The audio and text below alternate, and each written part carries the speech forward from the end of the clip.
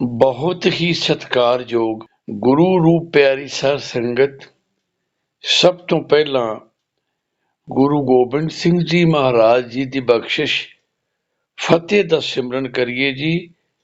ਸਾਰੇ ਬੋਲੋ ਵਾਹਿਗੁਰੂ ਜੀ ਕਾ ਖਾਲਸਾ, ਵਾਹਿਗੁਰੂ ਜੀ ਕੀ ਫਤਿਹ। ਮੈਂ ਆਪ ਜੀ ਦੇ ਚਰਨਾਂ ਦਾ ਦਾਸ ਸਿਵਲ ਇੰਜੀਨੀਅਰ ਸੁਖਚੈਨ ਸਿੰਘ ਲੈਲਪੁਰੀ ਆਪ ਜੀ ਦਾ ਬਹੁਤ ਬਹੁਤ ਧੰਨਵਾਦੀ ਹਾਂ ਜੇ ਆਪ ਜੀ ਵੱਲੋਂ ਮੈਨੂੰ ਜੋ ਮਾਣ ਸਤਿਕਾਰ ਔਰ ਮੇਰੇ ਵੱਲੋਂ ਪਾਈਆਂ ਗਈਆਂ ਕੁਝ ਮਹਾਨ ਸ਼ਖਸੀਅਤਾਂ ਦੇ ਜੀਵਨ ਉੱਤੇ ਕੁਝ ਵੀਡੀਓ ਨੂੰ ਆਪ ਜੀ ਨੇ ਬਹੁਤ ਸਤਿਕਾਰ ਦਿੱਤਾ ਹੈ।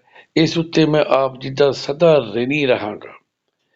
ਆਪ ਜੀ ਨੇ ਮਾਣ ਸਤਿਕਾਰ ਦੇ ਨਾਲ ਨਾਲ ਜੋ ਵੱਡਮੁੱਲੀ ਸੇਵਾ ਨਿਭਾਈ ਹੈ, ਉਹਨਾਂ ਵੀਡੀਓ ਨੂੰ ਆਪਣੇ ਤੋਂ ਅੱਗੇ ਔਰ ਉਸ ਤੋਂ ਫਿਰ ਅੱਗੇ ਵੱਧ ਤੋਂ ਵੱਧ ਸਿੰਘਾਂ ਤੱਕ,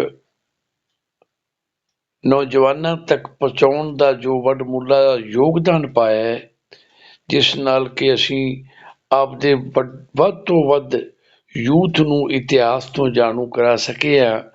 ਉਹ ਆਪ ਜੀ ਦਾ ਵੱਡਮੁੱਲਾ ਯੋਗਦਾਨ ਮੇਰੇ ਉੱਤੇ ਇੱਕ ਬਹੁਤ ਵੱਡਾ ਅਹਿਸਾਨ ਹੈ। ਮੈਂ ਉਸ ਉੱਤੇ ਆਪ ਜੀ ਦਾ ਤਾਬਿਆਦਾਰ ਹਾਂ ਔਰ ਆਪ ਜੀ ਨੂੰ ਸਲੂਟ ਕਰਦਾ ਹਾਂ।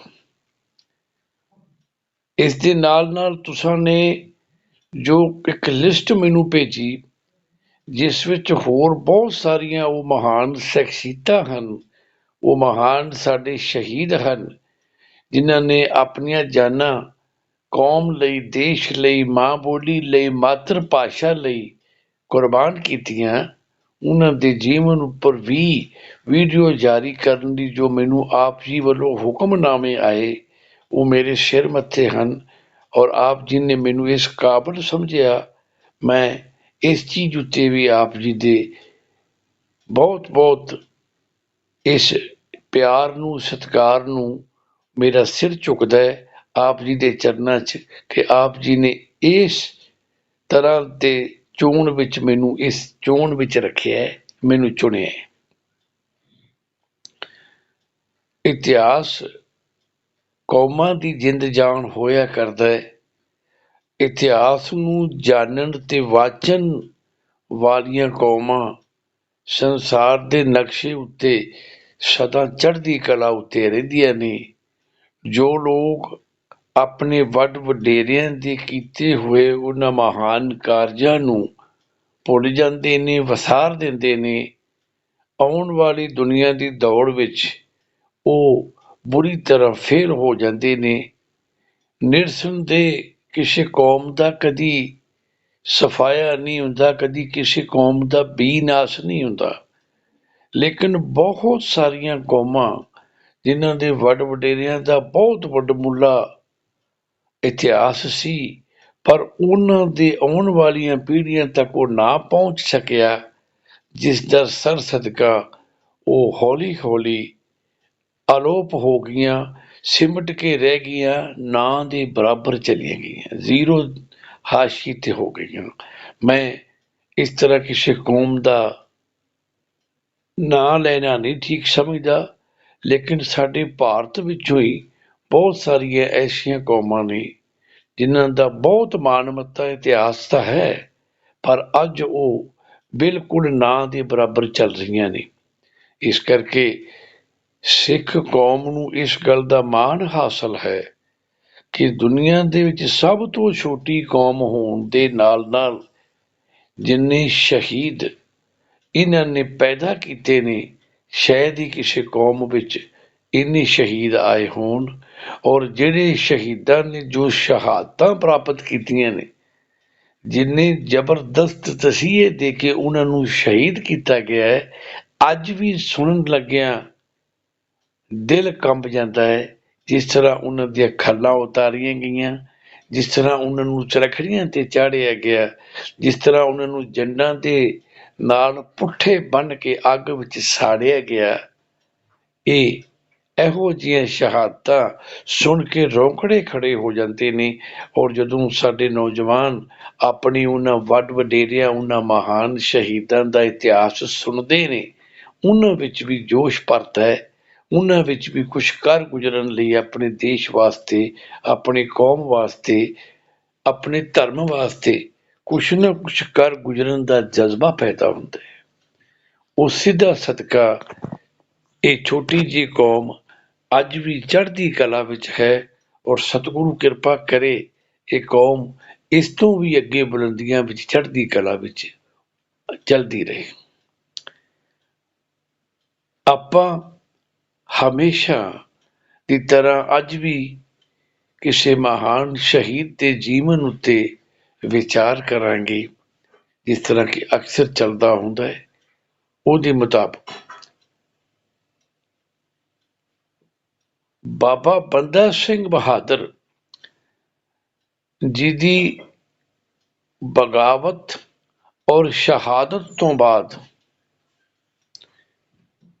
ਪੂਰੀ ਤਰ੍ਹਾਂ ਹਿੰਦੁਸਤਾਨ ਦੀ ਮੁਗਲਿਆ ਹਕੂਮਤ ਹਿੱਲ ਗਈ, ਕਿਉਂਕਿ ਬਾਬਾ ਬੰਦਾ ਸਿੰਘ ਬਹਾਦਰ ਨੇ ਬਹੁਤ ਥੋੜੇ ਸਮੇਂ ਦੇ ਵਿੱਚ ਜੋ ਕਰ ਵਿਖਾਇਆ, ਉਹ ਉਸ ਸਮੇਂ ਔਰ ਅੱਜ ਦੇ ਸਮੇਂ ਤੱਕ ਵੀ ਕੋਈ ਐਸਾ ਯੋਧਾ ਫਿਰ ਦੁਬਾਰਾ ਨਹੀਂ ਪੈਦਾ ਹੋਇਆ ਕਿ ਇੰਨੇ ਥੋੜੇ ਸਮੇਂ ਵਿੱਚ ਹਿੰਦੁਸਤਾਨ ਦੀ ਬਹੁਤ ਜ਼ਬਰਦਸਤ ਹਕੂਮਤ ਦਾ ਤਖਤਾ ਹਿਲਾ ਕੇ ਰੱਖ ਦੇਵੇ। ਉਹਨਾਂ ਦੀ ਬਗਾਵਤ ਤੇ ਸ਼ਹਾਦਤ ਤੋਂ ਬਾਅਦ ਮੁਗਲੀ ਹਕੂਮਤ ਨੇ ਇਹ ਫੈਸਲਾ ਕੀਤਾ ਕਿ ਇਹ ਸਿੱਖ ਲੋਕ, ਇਹਨਾਂ ਨੂੰ ਬਿਲਕੁਲ ਖਤਮ ਕਰ ਦਿੱਤਾ ਜਾਏ, ਤਾਂ ਕਿ ਇਹ ਨਾ ਹੋਣ, ਨਾ ਇਹਨਾਂ ਦੀ ਹੋਂਦ ਰਹੇ, ਨਾ ਇਹ ਇਕੱਠੇ ਹੋਣ, ਤੇ ਨਾ ਸਾਨੂੰ ਇਹ ਬਗਾਵਤ ਦੇ ਵਿੱਚ ਲਿਆ ਕੇ ਡਰਾ ਧਮਕਾ ਸਕਣ। ਅਗਰ ਜੇ ਇਹਨਾਂ ਨੂੰ ਕੰਟਰੋਲ ਨਾ ਕੀਤਾ ਗਿਆ ਤਾਂ ਕੋਈ ਆਉਣ ਵਾਲੇ ਸਮੇਂ ਵਿੱਚ ਇਹ ਹਿੰਦੁਸਤਾਨ ਦੇ ਤਖਤ ਤੇ ਕਾਬਜ ਹੋ ਸਕਦੇ ਨੇ। ਇਸ ਡਰ ਨੇ, ਇਸ ਭੈ ਨੇ ਜਿਹੜਾ ਉਹਨਾਂ ਨੇ ਸਿੱਖਾਂ ਦੇ ਕਤਲ ਦੇ ਰਸਤੇ ਸ਼ੁਰੂ ਕਰ ਦਿੱਤੇ। ਸਭ ਤੋਂ ਪਹਿਲਾਂ ਬਾਬਾ ਬੰਦਾ ਸਿੰਘ ਦੀ ਬਗਾਵਤ ਦੇ ਸਮੇਂ ਇੱਕ ਜ਼ਬਰਦਸਤ ਜਰਨੈਲ ਅਬਦੁਲ ਸਮਦ ਖਾਂ, ਜਿਸ ਨੂੰ ਦਲੇਰੇ ਜੰਗ ਦਾ ਖਿਤਾਬ ਸੀ, ਉਸ ਨੂੰ ਪੰਜਾਬ ਦਾ ਸੂਬੇਦਾਰ ਬਣਾਇਆ। ਉਸਦੇ ਨੌਜਵਾਨ ਪੁੱਤਰ ਜ਼ਕਰੀਆ ਖਾਨ ਨੂੰ, ਜਿਸ ਨੂੰ ਖਾਨ ਬਹਾਦਰ ਦਾ ਲਕਬ ਮਿਲਿਆ ਸੀ, ਉਹਨੂੰ ਪੰਜਾਬ ਦਾ ਸੈਨਾਪਤੀ ਬਣਾ ਕੇ ਉਸ ਵੇਲੇ ਪੰਜਾਬ ਦੇ ਉੱਤੇ ਭੇਜਿਆ ਗਿਆ। ਬਾਬਾ ਬੰਦਾ ਸਿੰਘ ਬਹਾਦਰ ਗ੍ਰਿਫਤਾਰੀ ਤੋਂ ਬਾਅਦ, ਸ਼ਹਾਦਤ ਤੋਂ ਬਾਅਦ, ਇਹਨਾਂ ਪਿਓ ਪੁੱਤਰ ਜੋੜੀ ਨੇ ਪੰਜਾਬ ਵਿੱਚ ਸਿੱਖਾਂ ਨੂੰ ਬਿਲਕੁਲ ਮੱਡੀਆ ਮੇਟ ਕਰਨ ਲਈ, ਖਤਮ ਕਰਨ ਲਈ ਕੋਈ ਕਸਰ ਬਾਕੀ ਨਾ ਛੱਡੀ।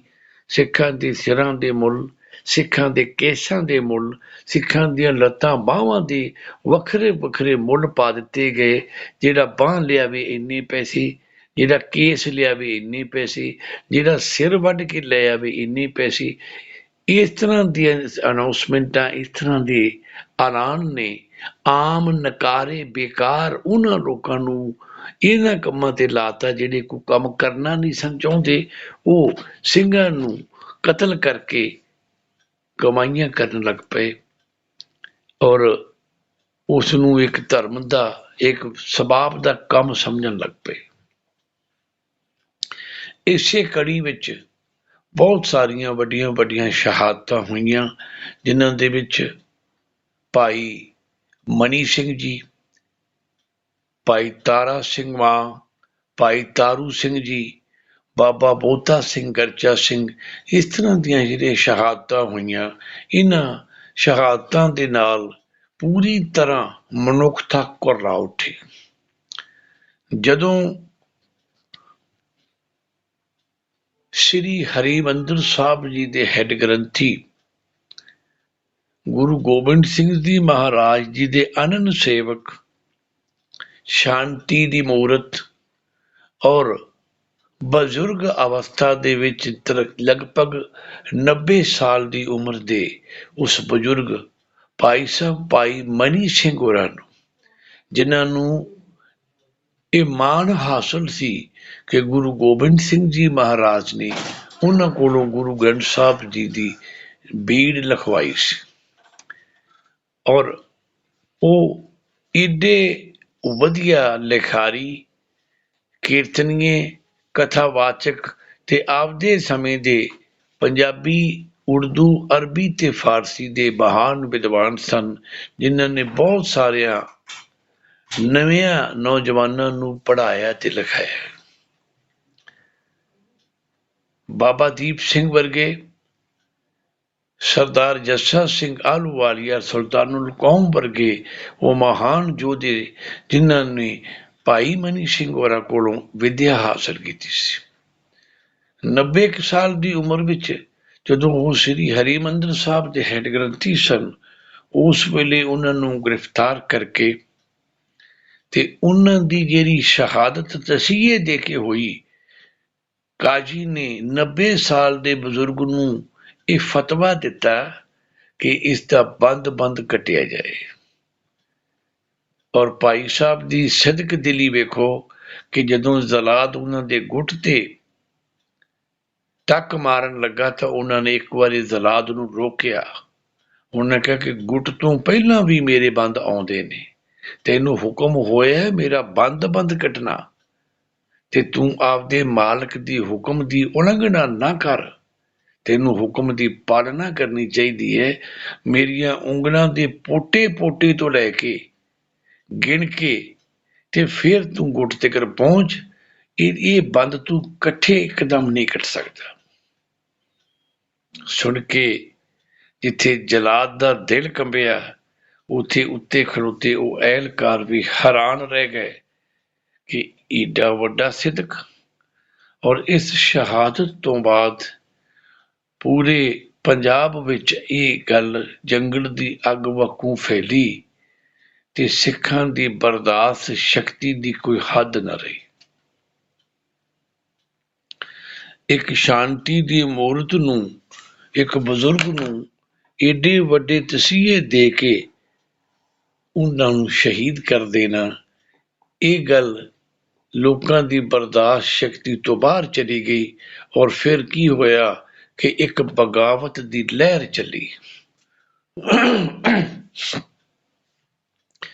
ਬਹੁ ਗਿਣਤੀ ਸਿੱਖ ਨੌਜਵਾਨ ਤੜਫ ਉੱਠੇ, ਮਨੁੱਖਤਾ ਕੁਰਲਾ ਉੱਠੀ ਕਿ ਇੰਨਾ ਜ਼ੁਲਮ, ਜਿੱਥੇ ਜ਼ੁਲਮ ਕਰਨਾ ਪਾਪ ਹੈ ਉੱਥੇ ਜ਼ੁਲਮ ਸਹਿਣਾ ਵੀ ਪਾਪ ਹੈ। ਇਹ ਦਸਮ ਪਿਤਾ ਗੁਰੂ ਗੋਬਿੰਦ ਸਿੰਘ ਜੀ ਮਹਾਰਾਜ ਜੀ ਨੇ ਆਪ ਆਪਣੇ ਮੁਖ ਚੋਂ ਫਰਮਾਇਆ ਸੀ ਕਿ ਅਸੀਂ ਨਾ ਜ਼ੁਲਮ ਕਰਨਾ ਹੈ, ਨਾ ਜ਼ੁਲਮ ਸਹਿਣਾ ਹੈ, ਜ਼ਾਲਮ ਦਾ ਟਾਕਰਾ ਕਰਨਾ ਹੈ।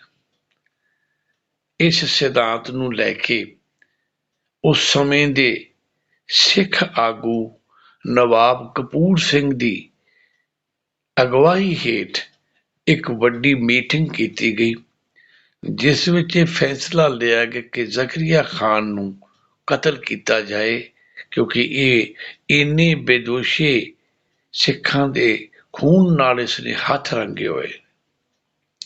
ਲਗਭਗ ਕੋਈ 25-30 ਦੇ ਕਰੀਬ ਮਰ ਜੀਵੜੇ ਮੌਲਾਨਿਆਂ ਤੇ ਮੌਲਵੀਆਂ ਦੇ ਰੂਪ ਵਿੱਚ ਉਹ ਲਾਹੌਰ ਦੀ ਬਾਦਸ਼ਾਹੀ ਮਸਜਿਦ ਵਿੱਚ ਦਾਖਲ ਹੋ ਗਏ, ਕਿਉਂਕਿ ਇਹ ਸੂਹ ਮਿਲੀ ਸੀ ਕਿ ਖਾਨ ਬਹਾਦਰ ਜ਼ਕਰੀਆ ਖਾਨ ਹਰ ਜੁਮੇ ਨੂੰ ਬਾਦਸ਼ਾਹੀ ਮਸਜਿਦ ਵਿੱਚ ਨਮਾਜ਼ ਕਰਨ ਵਾਸਤੇ ਪਹੁੰਚਦਾ ਹੈ।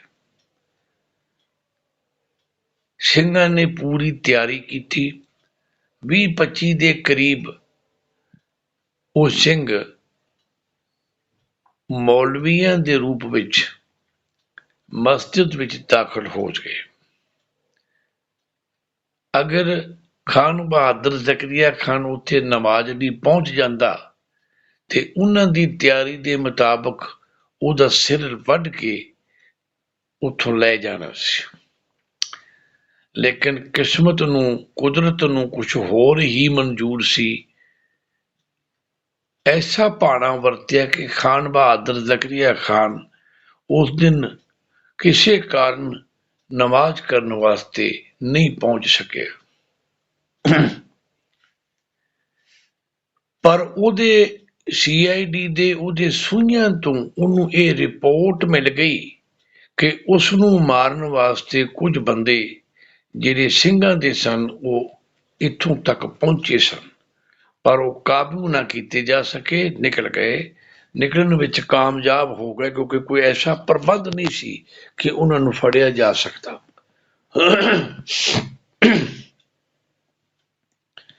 ਇਹ ਖਬਰ ਸੁਣ ਕੇ ਜ਼ਕਰੀਆ ਖਾਨ ਅੰਦਰ ਤੱਕ ਹਿੱਲ ਗਿਆ। ਉਸਨੂੰ ਬੜਾ ਤਗੜਾ ਖਤਰਾ ਪਾਫਿਆ। ਉਹਨੂੰ ਇਹ ਲੱਗਾ ਕਿ ਜਿਹੜੇ ਬੰਦੇ ਅੱਜ ਮੇਰੇ ਮਗਰ ਮੈਨੂੰ ਮਾਰਨ ਤੱਕ ਸ਼ੁਰੂ ਹੋ ਚੁੱਕੇ ਨੇ, ਇਹ ਦਿਨ ਦੂਰ ਨਹੀਂ ਜਿਹੜੇ ਕਿਸੇ ਨਾ ਕਿਸੇ ਦਿਨ ਮੇਰਾ ਸਿਰ ਲਾਹ ਹੀ ਲੈਣਗੇ। ਗੁੱਸੇ ਵਿੱਚ ਆਏ ਜ਼ਕਰੀਆ ਖਾਨ ਨੇ ਪੂਰੇ ਲਾਹੌਰ ਦੇ ਇਲਾਕੇ ਦੇ ਸਾਰੇ ਚੌਧਰੀਆਂ ਨੂੰ ਸੱਦੇ ਭੇਜ ਕੇ ਆਪਦੇ ਦਰਬਾਰ ਚ ਬੁਲਾਇਆ। ਭਰੇ ਦਰਬਾਰ ਵਿੱਚ ਉਸਨੇ ਐਲਾਨ ਕੀਤਾ ਕਿ ਤੁਹਾਨੂੰ ਇਹਨਾਂ ਇਲਾਕਿਆਂ ਦੇ ਵਿੱਚ ਇਸ ਕਰਕੇ ਚੌਧਰਾਂ ਦਿੱਤੀਆਂ ਨੇ ਕਿ ਤੁਸੀਂ ਆਪਦੇ ਪਰਗਨੇ ਦੇ ਵਿੱਚ ਆਪਦੇ ਇਲਾਕੇ ਦੇ ਵਿੱਚ ਸਿੱਖਾਂ ਨੂੰ ਖਤਮ ਕਰ ਦਿਓ। ਲੇਕਿਨ ਸਿੱਖ ਬਾਦਸ਼ਾਹੀ ਮਸਜਿਦ ਤੱਕ ਮੈਨੂੰ ਮਾਰਨ ਲਈ ਪਹੁੰਚ ਗਏ। ਤੁਹਾਡੀ ਕਾਰਗੁਜ਼ਾਰੀ ਤੇ ਮੈਨੂੰ ਸ਼ੱਕ ਪੈਦਾ ਹੋ ਗਿਆ।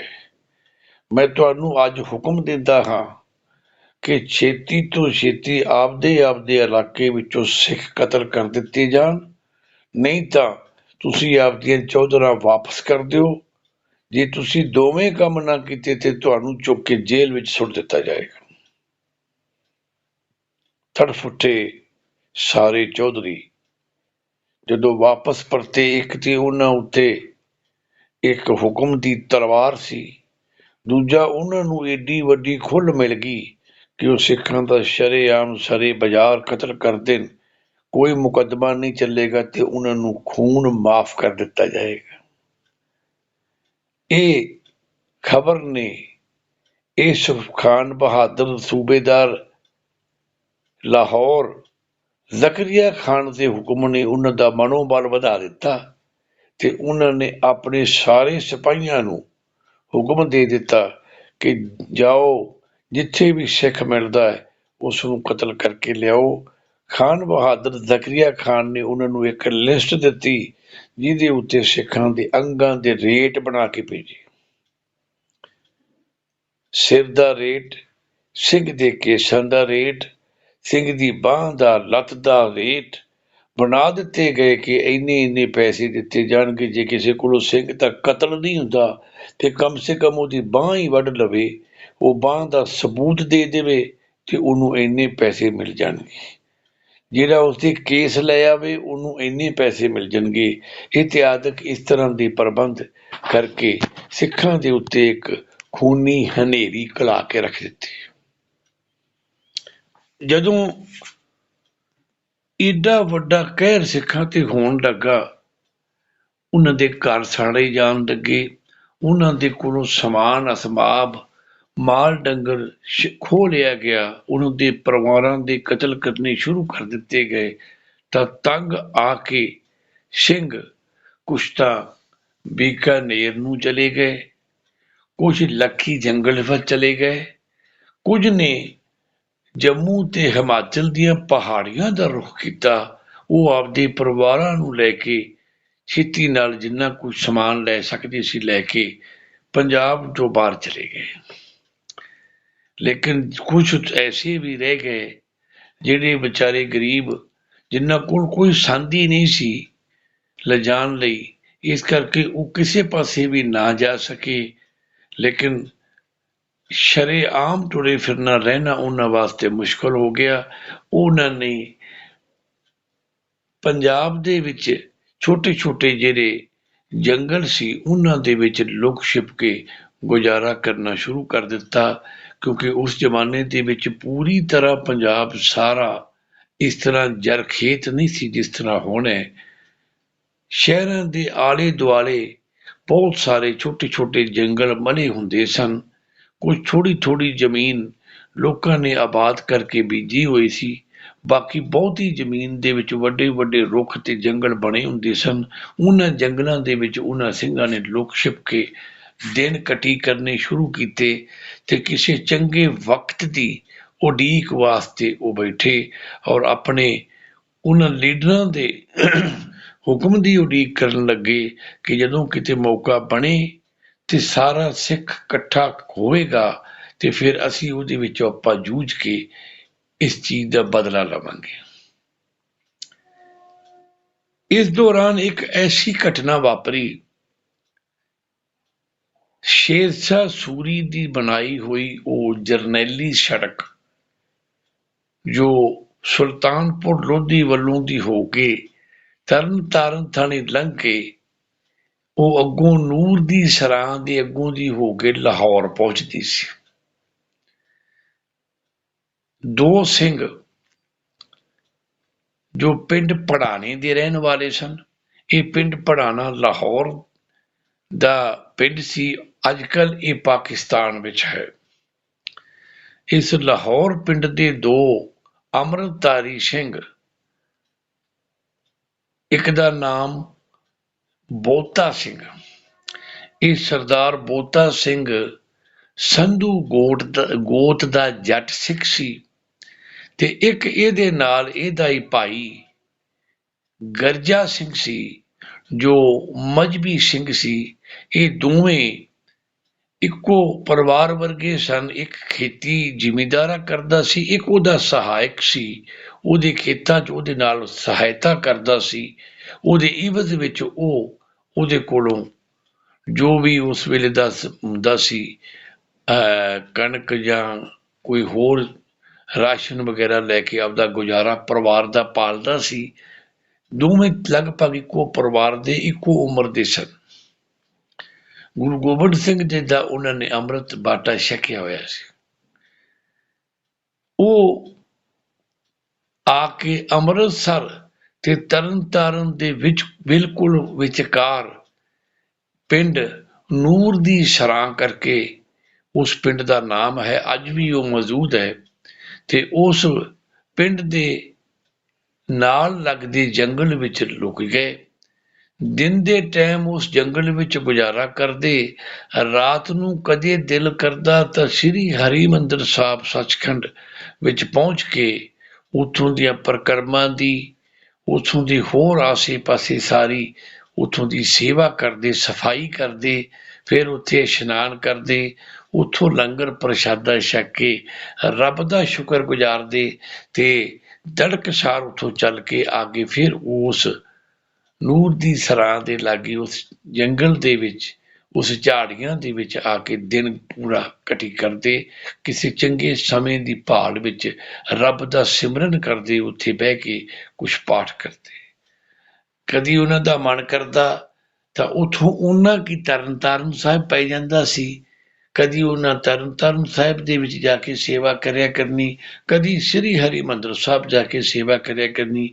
ਇਸ ਤਰ੍ਹਾਂ ਕਰਕੇ ਉਹਨਾਂ ਦੇ ਦਿਨ ਕਟੀ ਹੋਣ ਲੱਗੇ। ਇੱਕ ਦਿਨ ਐਸਾ ਭਾਣਾ ਵਾਪਰਿਆ ਕਿ ਕੁਛ ਵਪਾਰੀਆਂ ਦਾ ਇੱਕ ਕਾਫਲਾ ਕੋਈ 20-25 ਜਣਿਆਂ ਦਾ ਘੋੜਿਆਂ ਦੇ ਉੱਤੇ ਜਾ ਰਿਹਾ ਸੀ ਲਾਹੌਰ ਵੱਲ, ਕਿਉਂਕਿ ਇਹ ਵੱਡੀ ਜਰਨੈਲੀ ਸੜਕ ਲਾਹੌਰ ਵੱਲ ਜਾਂਦੀ ਸੀ ਤੇ ਇੱਥੇ ਅਕਸਰ ਆਵਾਜਾਈ ਬਹੁਤ ਰਹਿੰਦੀ ਸੀ। ਘੋੜਿਆਂ ਤੇ ਜਾ ਰਹੇ ਵਪਾਰੀਆਂ ਵਿੱਚੋਂ ਇੱਕ ਵਪਾਰੀ ਨੂੰ ਨਜ਼ਰ ਮਾਰੀ ਪਈ ਅੰਦਰ। ਉਹਨੂੰ ਇੰਝ ਲੱਗਾ ਕਿ ਉਹ ਝਾੜੀਆਂ ਦੇ ਵਿੱਚ ਅੱਗੇ ਜੰਗਲ ਦੇ ਵਿੱਚ ਨੀਲੇ ਬਸਤਰਾਂ ਵਾਲੇ, ਨੀਲੀਆਂ ਪੱਗਾਂ ਵਾਲੇ ਦੋ ਸਿੰਘ ਲੁਕੇ ਹੋਏ ਨੇ। ਉਹ ਆਪਦੇ ਸਾਥੀ ਨੂੰ ਕਹਿਣ ਲੱਗਾ ਕਿ ਮੈਨੂੰ ਇੰਝ ਲੱਗਦਾ ਹੈ ਕਿ ਇਹਨਾਂ ਜੰਗਲ ਦੇ ਵਿੱਚ ਅੰਦਰਵਾਰ ਕੋਈ ਸਿੰਘ ਲੁਕੇ ਹੋਏ ਨੇ। ਉਹ ਸਾਥੀ ਵਪਾਰੀ ਕਹਿੰਦਾ, ਨਹੀਂ, ਸਿੰਘ ਤਾਂ ਜ਼ਕਰੀਆ ਖਾਨ ਨੇ ਪੂਰੇ ਪੰਜਾਬ ਵਿੱਚੋਂ ਲਗਭਗ ਖਤਮ ਹੀ ਕਰ ਦਿੱਤੇ ਨੇ। ਸਿੰਘ ਤਾਂ ਹੁਣ ਕਾਫੀ ਦੇਰ ਹੋ ਗਈ ਹੈ, ਬੜੀ ਦੇਰ ਹੋ ਗਿਆ, ਵੇਖਣ ਨੂੰ ਵੀ ਨਹੀਂ ਮਿਲਦਾ। ਉਹਨਾਂ ਸਿੰਘਾਂ ਦਾ ਕੁਛ ਤਾਂ ਕਤਲ ਕਰ ਦਿੱਤੇ ਨੇ, ਕੁਛ ਉਹ ਪੰਜਾਬ ਛੱਡ ਕੇ ਚਲੇ ਗਏ ਨੇ, ਹੁਣ ਪੰਜਾਬ ਵਿੱਚ ਸਿੰਘ ਨਹੀਂ ਹੈਗੇ। ਇਹ ਸਿੰਘਾਂ ਦੇ ਭੇਸ ਵਿੱਚ ਕੋਈ ਚੋਰ ਲੁਟੇਰੇ ਹੋਣਗੇ ਜਿਹੜੇ ਇੱਥੇ ਗਿੱਦੜਾਂ ਦੀ ਵਕੂ ਲੁਕੇ ਬੈਠੇ ਨੇ। ਸਿੰਘ ਤਾਂ ਜੰਗਲ ਦਾ ਸ਼ੇਰ ਹੁੰਦਾ ਹੈ, और वो शरेआम गुरु के बाणी विच फिरदा है ते वो शहीद तां हो जाए लेकिन वो लुक के नहीं रह सकदा। इस करके ये सिंह नहीं होने, ਸਿੰਘਾਂ ਦੇ ਭੇਸ ਵਿੱਚ ਕੋਈ ਲੁਟੇਰੇ ਹੋਣਗੇ।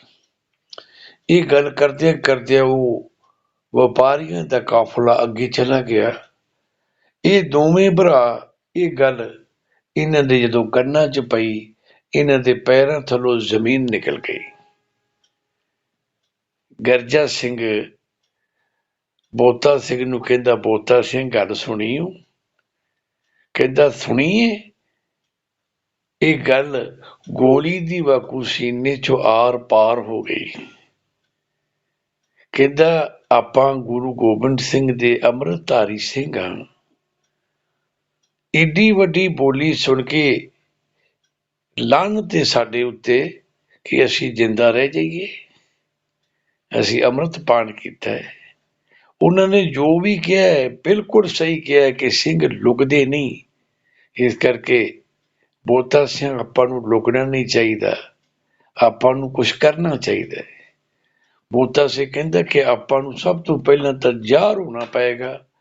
ਜ਼ਾਹਰ ਹੋਣ ਤੋਂ ਬਾਅਦ ਆਪਾਂ ਐਵੇਂ ਕਿਸੇ ਲੁਟੇਰੇ ਦੇ ਹੱਥੋਂ ਕਤਲ ਨਹੀਂ ਹੋਣਾ ਕਿ ਜਿਹੜਾ ਸਾਡਾ ਸਿਰ ਵੱਢ ਕੇ ਲਿਜਾ ਕੇ ਜ਼ਕਰੀਆ ਖਾਨ ਕੋਲੋਂ ਪੈਸੇ ਵਸੂਲ ਕਰ ਲਵੇ।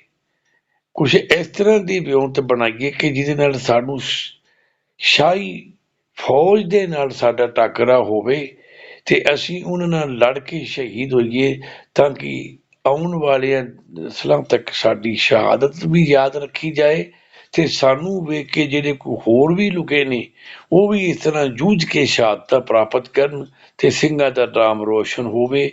ਲੁਕੇ ਬਹਿਣਾ ਸਾਡੇ ਇਕੱਲਿਆਂ ਵਾਸਤੇ ਨਹੀਂ, ਸਾਰੇ ਸਿੰਘਾਂ ਵਾਸਤੇ ਹੀ ਲਾਹਨਤ ਬਣ ਚੁੱਕਿਆ ਹੈ ਤੇ ਹੋਰ ਕੋਈ ਚਾਰਾ ਵੀ ਨਹੀਂ। ਇਸ ਕਰਕੇ ਸਾਨੂੰ ਲੜ ਕੇ ਸ਼ਹੀਦ ਹੋ ਜਾਣਾ ਚਾਹੀਦਾ ਹੈ। ਦੋਵਾਂ ਨੇ ਆਪਸੀ ਰਾਏ ਬਣਾਈ। ਅਗਲੇ ਦਿਨ ਉਹਨਾਂ ਨੇ ਇੱਕ ਵੱਡਾ ਸਾਰਾ ਰੁੱਖ ਵੱਢਿਆ, ਵੱਢ ਕੇ ਤੇ ਉਹਨੂੰ ਸੜਕ ਦੇ ਵਿੱਚ ਗੱਡ ਕੇ ਰਸਤਾ ਬੰਦ ਕਰ ਦਿੱਤਾ। ਉੱਥੇ ਉਹਨਾਂ ਨੇ ਆਪਦਾ ਇੱਕ ਨਾਮ ਚਲਾ ਲਿਆ, ਲੰਘਣ ਵਾਲਿਆਂ ਨੂੰ ਮਸੂੜ ਲਾ ਦਿੱਤਾ, ਲੰਘਣ ਵਾਲਿਆਂ ਨੂੰ ਟੈਕਸ ਲਾ ਦਿੱਤਾ। ਜਿਹੜਾ ਪੈਦਲ ਜਾ ਰਿਹਾ ਹੈ ਉਹਨੂੰ ਕੋਈ ਟੈਕਸ ਨਹੀਂ। ਉਹਨਾਂ ਜ਼ਮਾਨਿਆਂ ਵਿੱਚ ਟਰਾਂਸਪੋਰਟ ਦਾ ਵੱਡਾ ਕੰਮ ਖੱਚਰਾਂ, ਖੋਤੇ, ਘੋੜੇ, ਤਾਂਗੇ, ਬੈਲ ਗੱਡੀਆਂ ਇਹੀ ਹੋਇਆ ਕਰਦੇ ਸਨ। ਕੋਈ ਮਸ਼ੀਨਰੀ ਤਾਂ ਅਜੇ ਆਈ ਨਹੀਂ ਸੀ। ਪੈਦਲ ਜੋ ਮਰਜ਼ੀ ਲੰਘੀ ਜਾਵੇ, ਭਾਵੇਂ ਪੰਡ ਚੁੱਕ ਕੇ ਲੰਘ ਜਾਏ, ਭਾਵੇਂ ਬੋਰੀ ਚੁੱਕ ਕਣਕ ਦੀ ਭਰੀ ਚੁੱਕ ਕੇ ਲੰਘ ਜਾਏ, ਉਹਨੂੰ ਕੋਈ ਟੈਕਸ ਨਹੀਂ। ਲੇਕਿਨ ਜਿਹੜਾ ਗੱਡਾ ਲੈ ਕੇ ਲੰਘੇਗਾ ਉਹਨੂੰ ਆਨਾ, ਜਿਹੜਾ ਘੋੜੇ ਤੇ ਖੋਤੇ ਤੇ ਕੋਈ ਸਮਾਨ ਭਾਰ ਲੈ ਕੇ ਲੰਘਦਾ ਹੈ ਉਹਨੂੰ ਟੈਕਸ ਲੱਗਿਆ। ਲੰਘਣ ਟੱਪਣ ਵਾਲੇ ਰਾਹੀਆਂ ਨੂੰ ਜਦੋਂ ਟੈਕਸ ਲੱਗਾ ਤੇ ਉਹਨਾਂ ਨੇ ਪੁੱਛਿਆ, ਬਈ ਇਹ ਭਾਈ ਟੈਕਸ ਕਾਹਦਾ ਹੈ? ਤਾਂ ਬੋਤਾ ਸਿੰਘ ਤੇ ਗਰਜਾ ਸਿੰਘ ਹੋਰਾਂ ਨੇ ਆਖਿਆ ਕਿ ਖਾਲਸੇ ਦਾ ਰਾਜ ਕਾਇਮ ਹੋ ਗਿਆ ਹੈ। ਪੂਰੇ ਪੰਜਾਬ ਦੇ ਉੱਤੇ ਸਿੱਖ ਰਾਜ ਕਾਇਮ ਹੋ ਗਿਆ ਹੈ, ਕਿਉਂਕਿ ਪੰਜਾਬ ਦਾ ਜਿਹੜਾ ਸੂਬੇਦਾਰ ਸੀ ਜ਼ਕਰੀਆ ਖਾਨ, ਉਹ ਨਿਹਾਇਤ ਨਲਾਇਕ ਤੇ ਨਿਕੰਮਾ ਬੰਦਾ ਸੀ। ਉਹਦੇ ਕੋਲ ਰਾਜ ਚੱਲ ਨਹੀਂ ਸਕਿਆ ਤੇ ਸਿੱਖਾਂ ਨੇ, ਖਾਲਸੇ ਨੇ ਉਹਦੇ ਕੋਲੋਂ ਰਾਜ ਵਾਪਸ ਲੈ ਕੇ ਉਹਦੇ ਹੱਥਾਂ 'ਚ ਕਰ ਲਿਆ। ਇਸ ਕਰਕੇ ਅਸੀਂ ਇਹ ਮਸੂਲ ਉਗਰਾ ਰਹੇ ਹਾਂ, ਟੈਕਸ ਉਗਰਾ ਰਹੇ ਹਾਂ, ਜੋ ਕਿ ਸਰਕਾਰ ਦਾ ਖਰਚ ਇਸ ਟੈਕਸਾਂ ਨਾਲ ਹੀ ਚੱਲਦਾ ਹੈ ਨਾ। ਇਸ ਕਰਕੇ ਰਾਜ ਹੁਣ ਸਾਡਾ ਹੈ, ਜ਼ਕਰੀਆ ਖਾਨ ਦਾ ਨਹੀਂ ਹੈ। 2-3 ਦਿਨ ਉੱਥੋਂ ਲੰਘਣ ਵਾਲੇ ਲੋਕ ਚੁੱਪ-ਚਾਪ ਉਹਨਾਂ ਨੂੰ ਉਹ ਲਾਇਆ ਹੋਇਆ ਜਿਹੜਾ ਟੈਕਸ ਸੀ ਉਹ ਅਦਾ ਕਰਦੇ ਰਹੇ, ਲੰਘਦੇ ਰਹੇ। ਤੀਜੇ ਇੱਕ ਦਿਨ ਦੋਵਾਂ ਨੇ ਰਾਏ ਕੀਤੀ। ਬੋਤਾ ਸਿੰਘ ਕਹਿਣ ਲੱਗਾ, ਗਰਜਾ ਸਿੰਘ ਜਿਹੜੀ ਚੀਜ਼ ਆਪਾਂ ਚਾਹੁੰਦੇ ਸਾਂ ਉਹ ਤੇ ਗੱਲ ਬਣੀ ਨਹੀਂ। ਆਪਾਂ ਤਾਂ ਚਾਹੁੰਦੇ ਸਾਂ ਕਿ ਖਾਨ ਬਹਾਦਰ ਜ਼ਕਰੀਆ ਖਾਨ ਤੱਕ ਸਾਡੀ ਸ਼ਿਕਾਇਤ ਜਾਏਗੀ ਤੇ ਉਹਨਾਂ ਵੱਲੋਂ ਇੱਕ ਫੌਜੀ ਆ ਕੇ ਟੁਕੜੀ ਸਾਡੇ ਤੇ ਹਮਲਾ ਕਰੇਗੀ ਤੇ ਅਸੀਂ ਉਹਨਾਂ ਨਾਲ ਲੜ ਕੇ ਮੁਕਾਬਲਾ ਕਰਕੇ ਸ਼ਹੀਦ ਹੋਵਾਂਗੇ।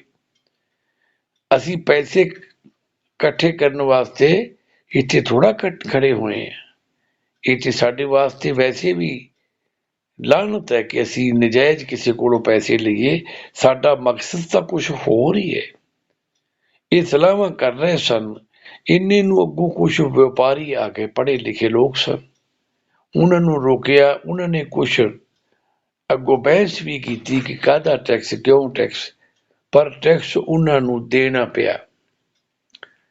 ਉਹਦੇ ਵਿੱਚ ਉਹ ਕਹਿੰਦੇ ਕਿ ਅਸੀਂ ਸਿੱਧਾ ਖਾਨ ਬਹਾਦਰ ਜ਼ਕਰੀਆ ਖਾਨ ਨੂੰ ਮਿਲਣਾ ਹੈ, ਤੇ ਸਾਡਾ ਇਹ ਜਿਹੜਾ ਗੱਡਿਆਂ ਤੇ ਲੱਦਿਆ ਹੋਇਆ ਸਮਾਨ ਹੈ ਇਹ ਸਰਕਾਰੀ ਹੈ, ਤੇ ਇਹ ਜਿਹੜੀ ਪੰਜਾਬ ਦੀ ਫੌਜ ਹੈ ਲਾਹੌਰ ਦਰਬਾਰ ਦੀ, ਉਹਦੇ ਵਾਸਤੇ ਕੋਈ ਇਹ ਸਮਾਨ ਹੈ ਜ਼ਰੂਰੀ, ਇਹ ਉਸ ਵਾਸਤੇ ਜਾ ਰਿਹਾ ਹੈ। ਇਹ ਵੇਖ ਲਓ, ਜੇ ਤੁਸੀਂ ਨਜਾਇਜ਼ ਟੈਕਸ ਲਓਗੇ ਤੇ ਤੁਹਾਡੀ ਸ਼ਿਕਾਇਤ ਜਿਹੜੀ ਹੈ ਉਹ ਜ਼ਕਰੀਆ ਖਾਨ ਕੋਲ ਪਹੁੰਚੇਗੀ, ਖਾਨ ਬਹਾਦਰ ਸੂਬੇਦਾਰ ਕੋਲ।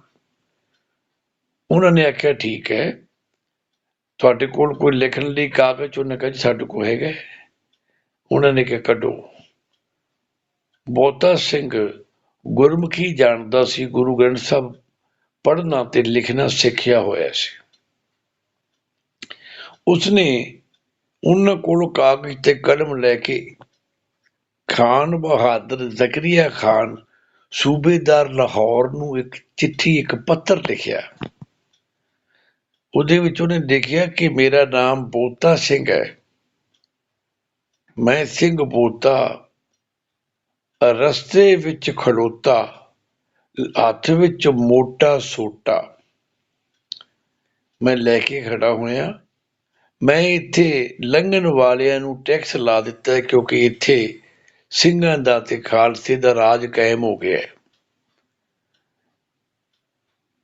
ਪੈਦਲ ਲੰਘਣ ਵਾਲੇ ਨੂੰ ਕੋਈ ਮਸੂਲ ਨਹੀਂ ਲੱਗੇਗਾ। ਘੋੜੇ, ਖੋਤੇ, ਗੱਡੀ, ਬੈਲ ਗੱਡੀ ਤੇ ਤਾਂਗੇ ਨੂੰ, ਇਹਨਾਂ ਨੂੰ ਲੱਗੇਗਾ ਆਨਾ, ਘੋੜਿਆਂ ਨੂੰ ਤੇ ਖੋਤਿਆਂ ਨੂੰ ਲੱਗੇਗਾ ਟਕਾ, 1 ਪੈਸਾ। ਇਸ ਤਰ੍ਹਾਂ ਕਰਕੇ ਉਸ ਜ਼ਮਾਨੇ ਦੇ ਜਿਹੜੇ ਸਿੱਕੇ ਸਨ ਉਹਨਾਂ ਦੇ ਮੈਂ ਰੇਟ ਉਹਨੇ ਕਿਹਾ ਲਾਤੇ ਨੇ।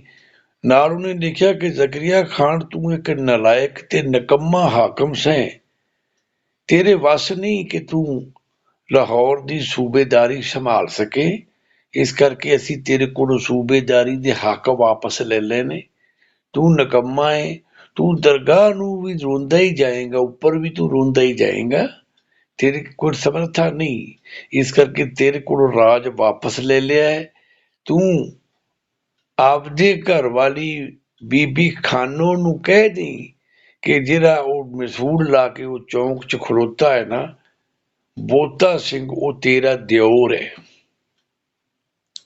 ਹੁਣ ਖਾਨ ਬਹਾਦਰ ਜ਼ਕਰੀਆ ਖਾਨ ਦੀ ਘਰਵਾਲੀ ਦਾ ਨਾਂ ਤੇ ਵਿਚਾਰੇ ਜਾਣਦੇ ਨਹੀਂ ਸੀ, ਤੇ ਉਹਦਾ ਨਾਂ ਉਹਨਾਂ ਲਿਖਿਆ, ਕਹਿ ਦੀ ਬੀਬੀ ਖਾਨੋ ਨੂੰ ਕਿ ਬੋਤਾ ਸਿੰਘ ਤੇਰਾ ਦਿਓਰ ਹੈ। ਇਹ ਉਹਨਾਂ ਦੀ ਜਿਹੜੀ ਚਿੱਠੀ ਸੀ ਉਹ ਭਾਈ ਰਤਨ ਸਿੰਘ ਭੰਗੂ ਨੇ ਪੰਥ ਪ੍ਰਕਾਸ਼ ਵਿੱਚ ਲਿਖੀ ਹੈ। ਉਹਨਾਂ ਦੇ ਸਰੋਤ ਤੋਂ ਸਾਨੂੰ ਇਹ ਪਤਾ ਲੱਗਦਾ ਹੈ। ਖੈਰ ਮੁੱਕਦੀ ਗੱਲ ਕਿ ਇਹ ਚਿੱਠੀ ਲੈ ਕੇ ਉਹ ਵਪਾਰੀ ਚਲੇ ਗਏ। ਉਹਨਾਂ ਨੇ ਜਾ ਕੇ ਲਾਹੌਰ ਦੇ ਕਿਲੇ ਵਿੱਚ ਜ਼ਕਰੀਆ ਖਾਨ ਨਾਲ ਮੁਲਾਕਾਤ ਕੀਤੀ, ਫੌਜ ਦਾ ਜੋ ਸਮਾਨ ਲੈ ਕੇ ਆਏ ਸੀ ਉਹਨਾਂ ਦੇ ਹਵਾਲੇ ਕੀਤਾ, ਤੇ ਨਾਲ ਉਹ ਜਿਹੜਾ ਪੱਤਰ ਬੋਤਾ ਸਿੰਘ ਗਰਚਾ ਸਿੰਘ ਵੱਲੋਂ ਲਿਖਿਆ ਗਿਆ ਸੀਗਾ ਉਹ ਉਹਦੇ ਹਵਾਲੇ ਕੀਤਾ। ਉਹ ਕਹਿੰਦੇ ਇਹ ਕੀ ਹੈ? ਉਹ ਕਹਿੰਦੇ ਵੀ ਆਹ ਸਰਕਾਰੀ ਸਮਾਨ ਨੂੰ ਟੈਕਸ ਦੇ ਕੇ ਲੈ ਕੇ ਆਏ ਆ, ਉਹ ਉੱਥੇ ਰਸਤਾ ਰੋਕ ਕੇ ਲੋਕਾਂ ਕੋਲੋਂ ਟੈਕਸ ਲੈ ਰਹੇ ਨੇ, ਲੋਕਾਂ ਕੋਲੋਂ ਮਸੂਲ ਲੈ ਰਹੇ ਨੇ, ਤੇ ਪੁੱਛਣ ਤੇ ਉਹ ਕਹਿੰਦੇ ਨੇ ਕਿ ਸਿੱਖਾਂ ਦਾ ਰਾਜ ਕਾਇਮ ਹੋ ਗਿਆ। ਸੁਣ ਕੇ ਅੱਗ ਲੱਗ ਉੱਠੀ ਜ਼ਕਰੀਆ ਖਾਨ ਨੂੰ। ਉਹਨੇ ਉਸੇ ਵੇਲੇ ਕੋਈ ਪੰਜਾਬੀ ਜਾਣਦਾ, ਗੁਰਮੁਖੀ ਜਾਣਦਾ ਆਪਦੇ ਦਰਬਾਰ ਦਾ ਬੰਦਾ ਬੁਲਾਇਆ। ਉਹਨੇ ਕਿਹਾ ਇਹ ਪੜ੍ਹ ਕੇ ਮੈਨੂੰ ਸੁਣਾਓ। ਜਦੋਂ ਉਹਨੇ ਉਹ ਪੜ੍ਹ ਕੇ ਸੁਣਾਇਆ, ਪੰਜਾਬੀ ਗੁਰਮੁਖੀ ਵਾਲੇ ਨੇ ਉਹਨੂੰ ਪੜ੍ਹ ਕੇ ਹੋਰ ਅੱਗ ਲੱਗ ਉੱਠੀ। ਜਦੋਂ ਉਹਨੇ ਆਖਰੀ ਲਫ਼ਜ਼ ਪੜ੍ਹੇ ਕਿ ਤੂੰ ਨਲਾਇਕ ਹੈ, ਤੂੰ ਨਿਕੰਮਾ ਹੈ, ਤੂੰ ਦਰਗਾਹ 'ਚ ਰੋਂਦਾ ਜਾਏਗਾ, ਤੇ ਕਹਿ ਦੀ ਬੀਬੀ ਖਾਨੋ ਨੂੰ ਜਿਹੜਾ ਬੋਤਾ ਸਿੰਘ ਤੇਰਾ ਦਿਓਰ ਹੈ। ਇਹ ਇੱਕ ਬੜੀ ਲਾਹਨਤ ਵਰਗੀਆਂ ਗੱਲਾਂ ਸਨ। ਸੁਣ ਕੇ ਉਹਨੂੰ ਉਹ ਅੱਗ ਬਬੋਲਾ ਹੋ ਉੱਠਿਆ, ਉਹਦੀਆਂ ਅੱਖਾਂ ਚੋਂ ਖੂਨ ਉਤਰਿਆ। ਉਸੇ ਵੇਲੇ ਉਹਦੇ ਆਪਣੀ ਫੌਜੀ ਛਾਉਣੀ ਵਿੱਚ ਸੁਨੇਹਾ ਭੇਜਿਆ ਤੇ ਉੱਥੋਂ ਉਸਨੇ ਆਖਿਆ ਕਿ ਉੱਘੇ ਜਰਨੈਲ ਨੂੰ ਜਿਹੜਾ ਹੈ ਉਹ ਲੈ ਕੇ ਆਓ, ਤੁਰੰਤ ਮੇਰੇ ਸਾਹਮਣੇ ਪੇਸ਼ ਕੀਤਾ ਜਾਏ। ਤੇ ਉਹ ਜਰਨੈਲ ਨੂੰ ਲੈਣ ਵਾਸਤੇ ਉਹਨਾਂ ਦਾ ਜ਼ਕਰੀਆ ਖਾਨ ਦਾ ਜਿਹੜਾ ਕੋਈ ਗਨਮੈਨ ਸੀ, ਅੰਗ ਰਕਸ਼ਕ ਸੀ, ਉਹ ਦੌੜ ਕੇ ਗਿਆ ਤੇ ਉਹਨੂੰ ਅੱਗੋਂ ਜਾਂਦਿਆਂ ਨੂੰ ਜਲਾਲਦੀਨ ਜਿਹੜਾ ਜਰਨੈਲ ਸੀ ਉਹ ਅੱਗੋਂ ਨਜ਼ਰ ਪਿਆ।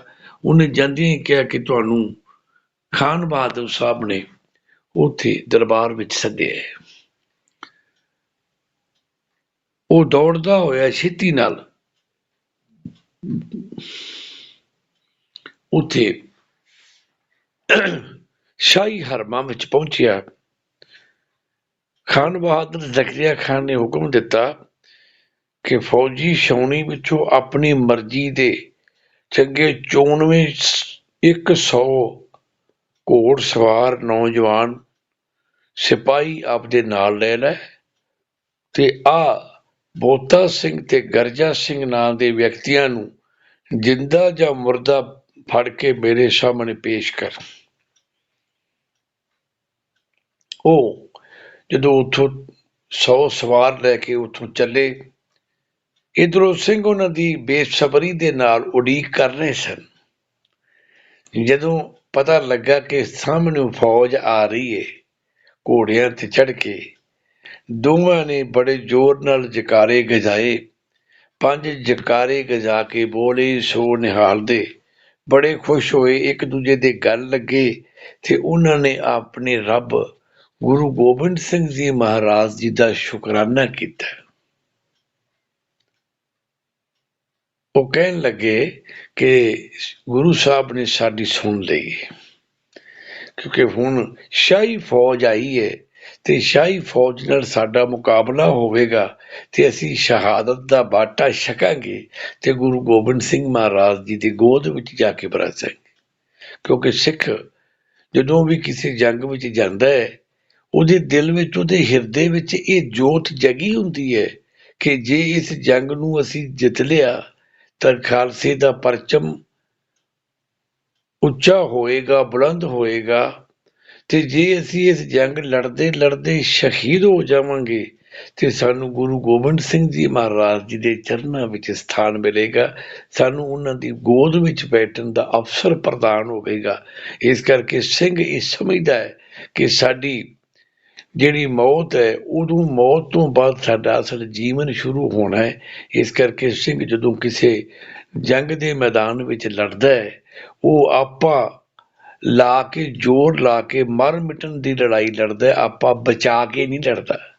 ਇਸ ਕਰਕੇ ਕਿਹਾ ਸੀ ਉਹਨੇ ਆਪਣੇ ਨਾਦਰ ਸ਼ਾਹ ਨੇ ਲਾਹੌਰ ਦੇ ਸੂਬੇਦਾਰ ਨੂੰ ਕਿ ਇਹ ਲੜਨ ਆਉਂਦੇ ਨੇ ਸਿੰਘ। ਜਦੋਂ ਸਿੰਘਾਂ ਨੇ ਉਹਨਾਂ ਕੋਲੋਂ ਦਿੱਲੀ ਤੋਂ ਬੰਧੀਆਂ ਹੋਈਆਂ ਉਹ ਲੜਕੀਆਂ ਛੁਡਾਈਆਂ ਸਨ, ਉਹਨੇ ਸਵਾਲ ਕੀਤਾ ਸੀ ਕਿ ਇਹ ਕੌਣ ਲੋਕ ਨੇ? ਉਹਨੇ ਕਿਹਾ ਸਿੰਘ ਨੇ। ਉਹਨੇ ਕਿਹਾ ਇਹ ਲੜਨ ਆਉਂਦੇ ਨੇ?